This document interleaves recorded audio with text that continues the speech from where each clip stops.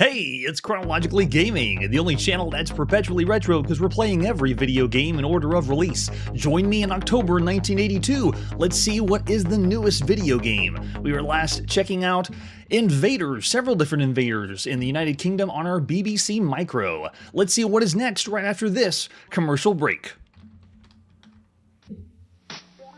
You mean you have an Atari video game system, but not Atari Missile Command? Oh, we got Missile Command. Have Defender. Oh, we got Defender too. Or a challenge like Star Raiders. Oh, and we got Star Raiders. Revenge. Definitely. You gotta have Berserk, right? Yeah, we got Berserk. Space Invaders, a classic. Hey, they call it a classic now.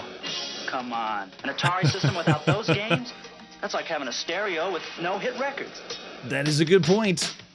It's almost like they were checking to make sure we played everything up to this point. So it is time to check out the Atari VCS and play the latest. This is Jawbreaker on the Atari VCS. You see 2600 at the top, and just soon before the end of the year, they're going to have Atari 2600 or that moniker. But until then, whether VCS or 2600, this is the latest game.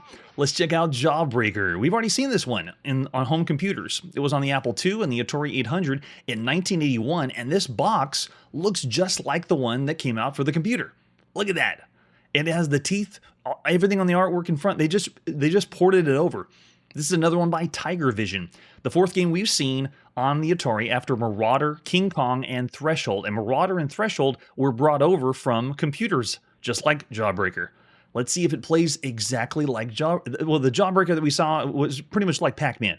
Jawbreaker was Pac-Man on the home computer. So let's see how much Pac-Man we got for this one.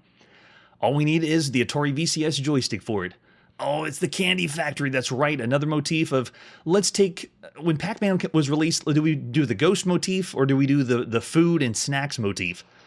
And this one went for, let's just eat everything up. Here's the other artwork we have for Jawbreaker.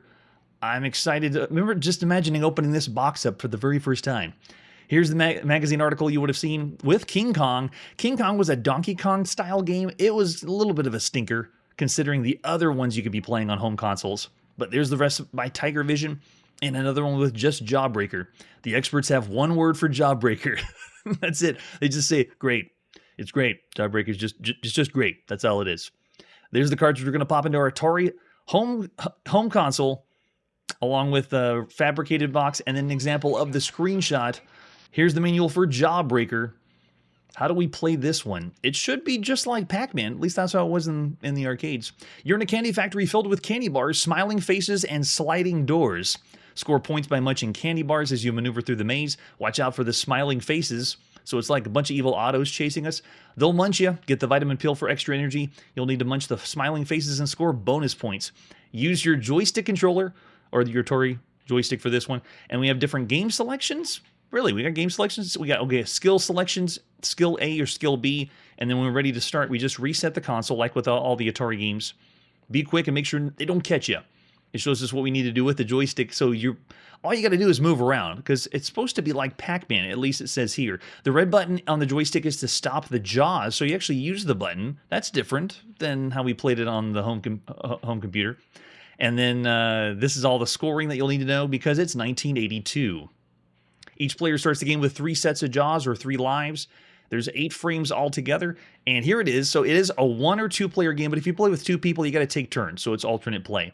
And it's just changing up the speed, so not a lot of variety. Where's my 140 variations like we had with Pac-Man? It's been a long time, and the color black and white switch is not used. This one came out also in PAL regions. We're going to play the very first one in North America. Let's pop in and play some Jawbreaker. This is John Harris and Sierra Online at sometime in the beginning of October 1982. This marks our 142nd game we've played on the Atari home console. And from what I'm looking at, this doesn't look like the same thing we saw on the computer. I know this should be manufactured by Hershey or published by Hershey. I'm with you there. And this is by John Harris. We've seen John Harris just a few episodes ago. He brought Frogger to the Atari home computer. And he also did the Mouse Attack game that Sierra did. And this is the very first time that Sierra has a video game on a home console. Everything else we've seen to this point before Sierra has always been home computers. All right, let's just do game mode 1, hit reset, and let's go. Oh my gosh, the teeth don't barely look like teeth. So I'm playing as the yellow character on the screen. They don't look like the same Jawbreaker even on the other home console. And all I'm doing is, I mean, I have the freedom to move around, but I'm picking up discs like it's the Pac-Man version on the Atari VCS. And I guess that's the Hershey bars or candy bars. Yeah, so you're just supposed to eat all of them up, pick up all the discs. Oh, no, I guess the smiley faces can chase me each way. So it's like, to call it a maze game would be a bit of a stretch. All it is columns. I wonder if they got inspiration from the Atari Pac-Man and said, oh wait, it's not supposed to be dots? We better make it discs for this game too. So it doesn't really look the part of Pac-Man, most likely to avoid legal issues because they got in a lot of hot water for the home computer, the Atari home computer and the Apple II, because it looked really close. All right, let's get the vitamin pill. Yeah, and then we turn the tide just like Pac-Man. We can now eat them up, and then move on to the next next screen. You get a nice teeth brushing, even though we really don't look like teeth. We look like we're a beak of an octopus. I know, we need more candy. Willy Wonka would be disappointed. This almost feels like a game we should have been playing around 1981, whenever because Pac-Man was 1980, and so this seems like this formula isn't as polished as other Pac-Man style games. And it's pretty simple, you know, it feels more like we're playing on columns. And there we go, all my lives are lost, all my Jawbreakers are all done. So we call these arcade maze games. This one's barely a maze game. It kind of reminds me of when we played Candyman on the Bally Astrocade home console, where that one was essentially just rows and columns. It wasn't really a maze per se, but it had the same idea. You know, you move from column to column, row to row, and you pick up all of the pieces or dots on the screen. When you collect all the dots, then you move on to the next level, just like Pac-Man. And it even had the power-up, just like this. So this one is not looking like Pac-Man, but it still plays kind of like Pac-Man, the same idea. It's just a stretch to call it a Pac-Man game. But you could say the same for Pac-Man on the Atari VCS. That one barely was Pac-Man 2. But I mean, look at this. It's kind of unfair. Look at the smiley faces. I just having to avoid each row has its own behavior. And then go down and get the vitamin here. I'm already seeing in the chat a 2 of all the games you can play right now on a home console.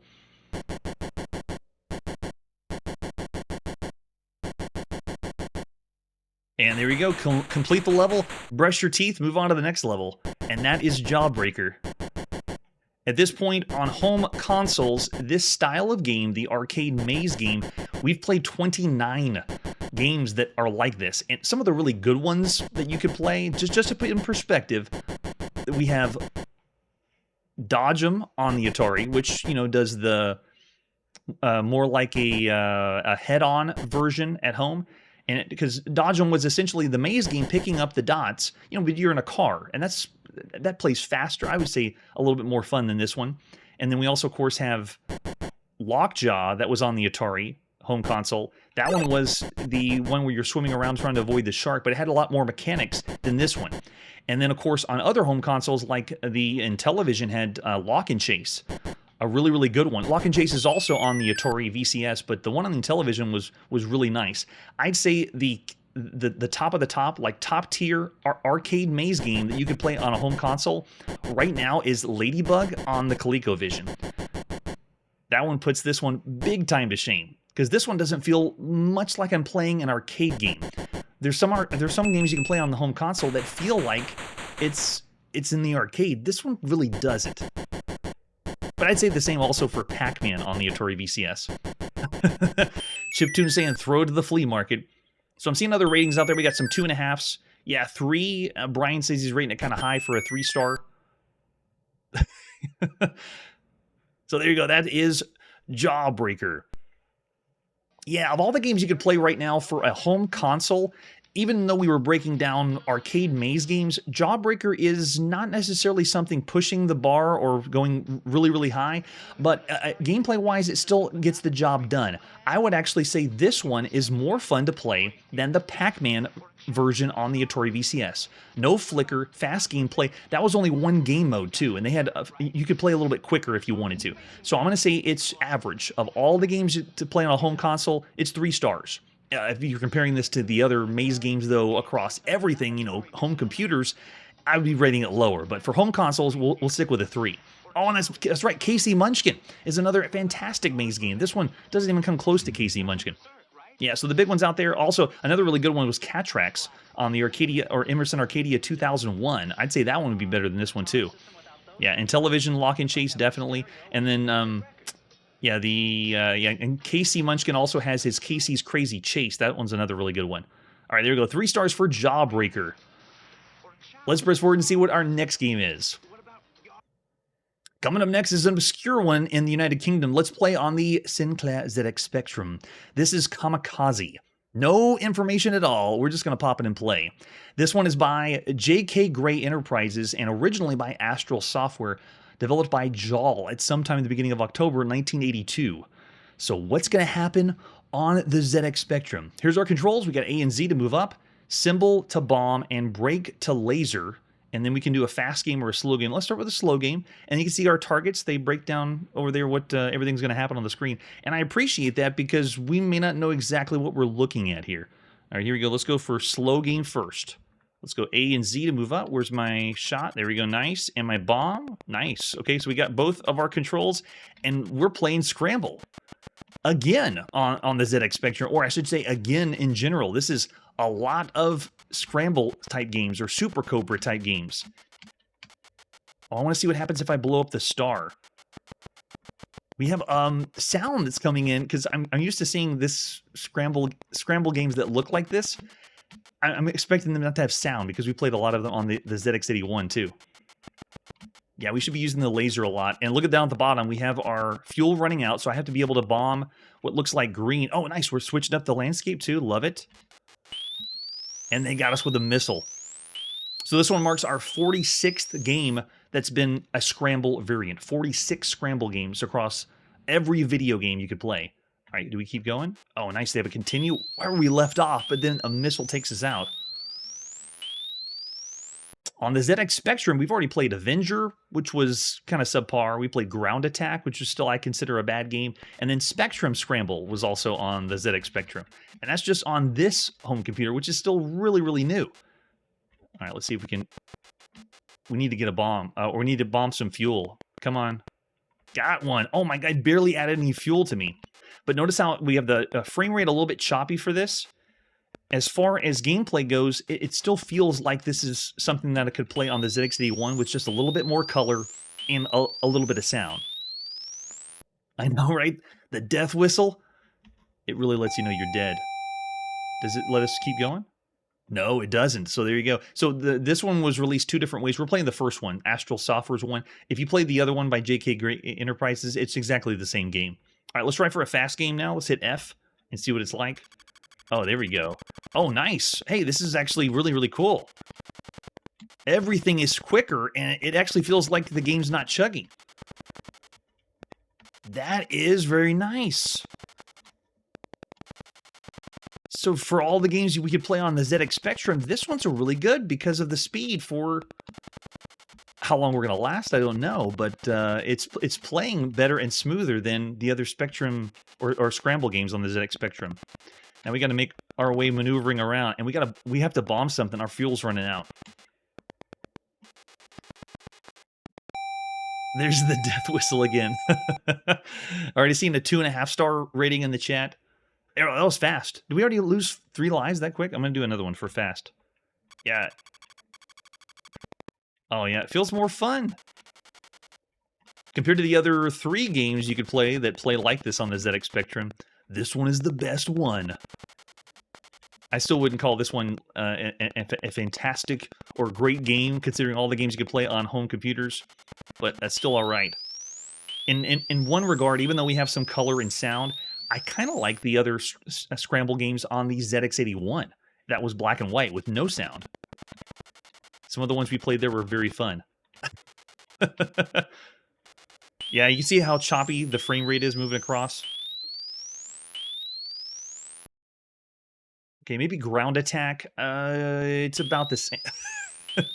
And they just spawn us right into the end. I know, the ZX Spectrum has given us some really flashy colors. It's been nice. Okay, so there you go. That is Kamikaze.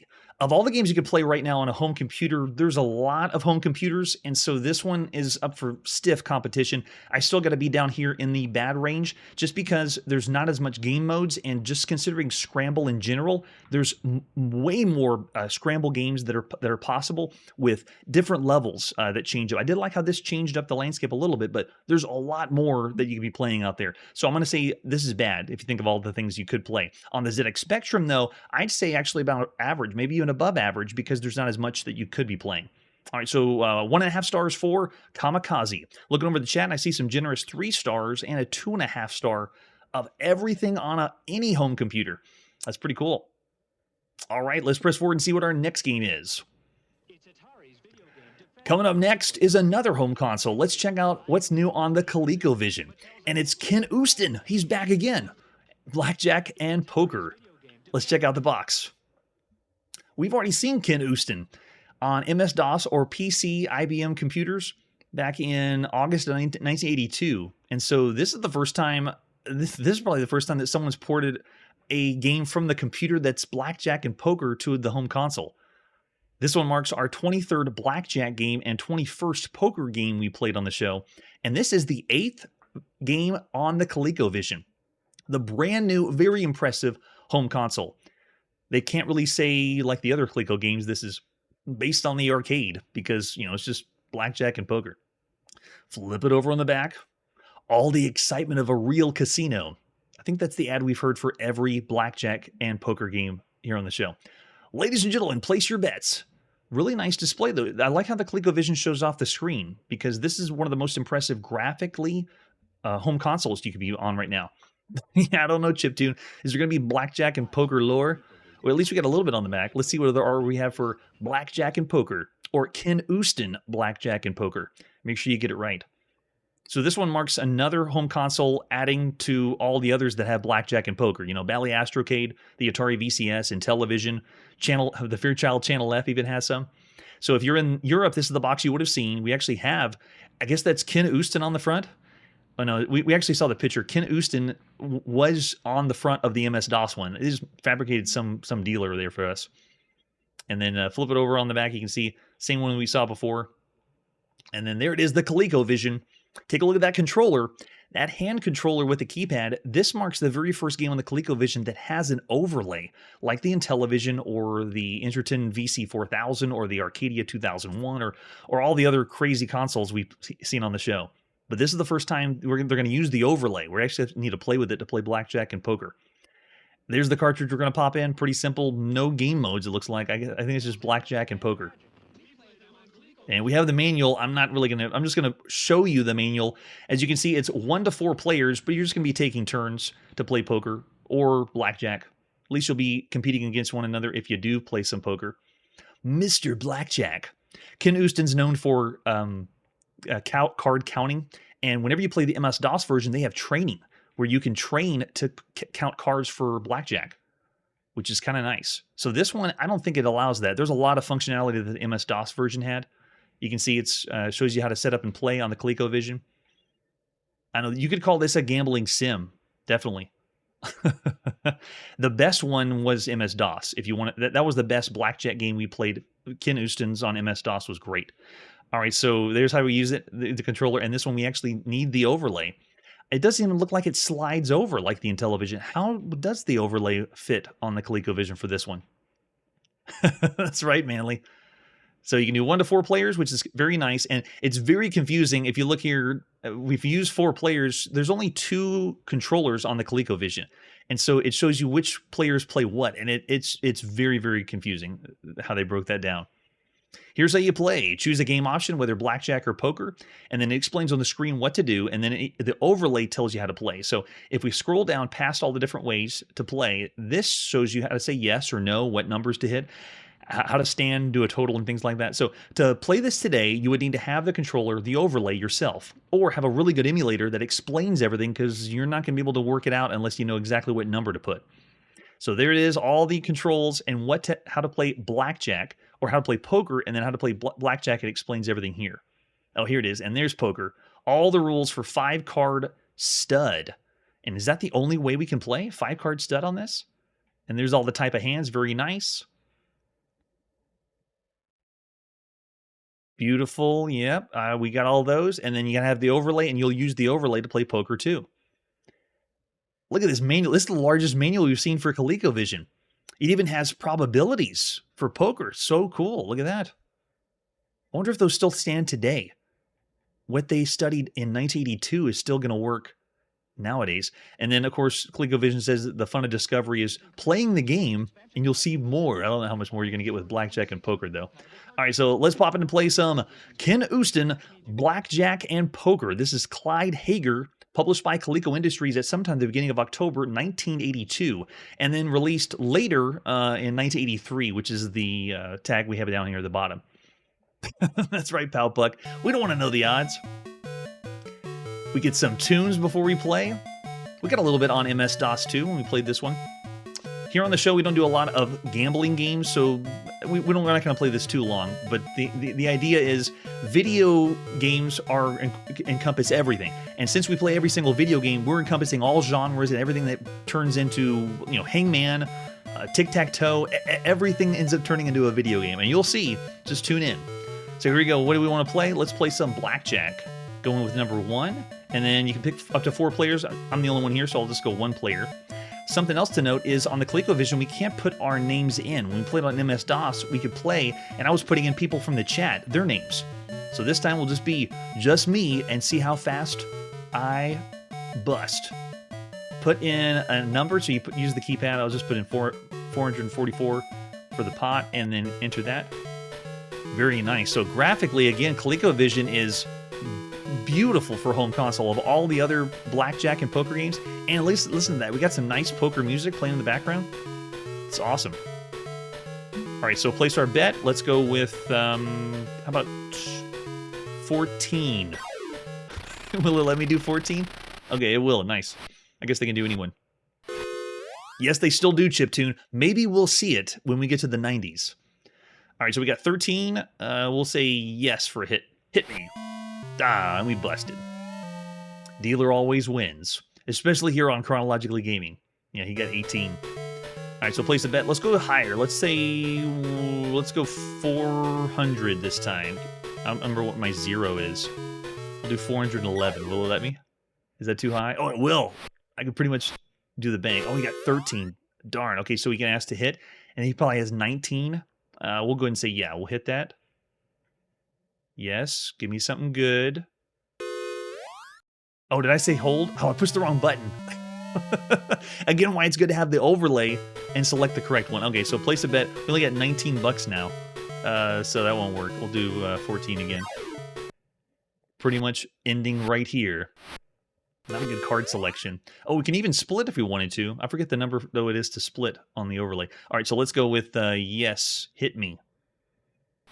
8, 11. Yes, hit me again after 11. Yes, awesome.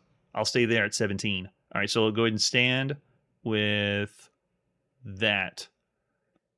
What do you got, dealer? Yes, keep going. Bust. Yes. And he smiles when we win. Nice. All right, so graphically and musically, this is a very good blackjack and poker game. And we didn't check out the 5-card stud, but essentially it's the same idea. Dealer at the top, and then passing out the cards for all the players. And you can play with 4 people and take turns. But the poker game is played a little bit differently because obviously you can't see each other's cards. All right, we always can still keep going too, right? Man, that's pretty impressive, though. So while it didn't have all the functionality and features that the MS-DOS version had, Ken Uston bringing from computer to console a blackjack and poker game is really, really fun. So that's good. Of all the games you could play right now on a home console, I still attest ColecoVision is tops. And of course, in the background, if you see that commercial, they have that expansion module that allows you to play Atari VCS games on your ColecoVision. So this would be the console to have right now, the best home console. I would definitely say that. Brian's throwing out a generous 4 stars I see in the chat, Manly saying 3. I'm going to say this is still very, very good. When we played this on the computer, even for all the computer games, I said Ken Uston's was 3.5, just because of all the things you could do in the game, the types of poker. Now, this one doesn't give you as many options or teaches you, but it's still very, very good. I'm gonna say still this is about 3.5 stars, just because it's a very well done video game. This is great. It's a good game to play and very fun. I'm seeing so halfway between when I saw the 2 people in the chat. All right.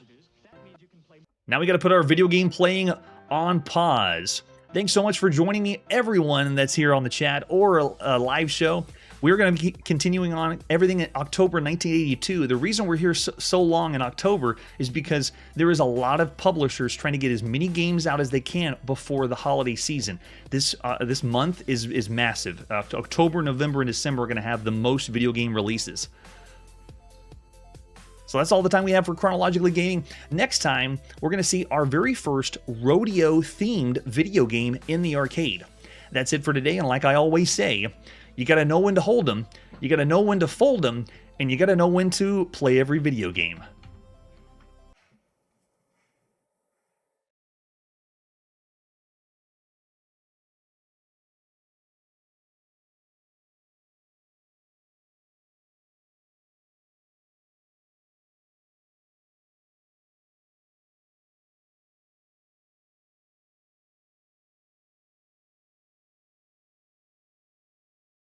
And one that says all the video games we've ever played. If you go there, it's a list of everything, and you can click right to the game you want to see. Chronologically Gaming is the name to look for. We are perpetually retro, and we will catch you next time.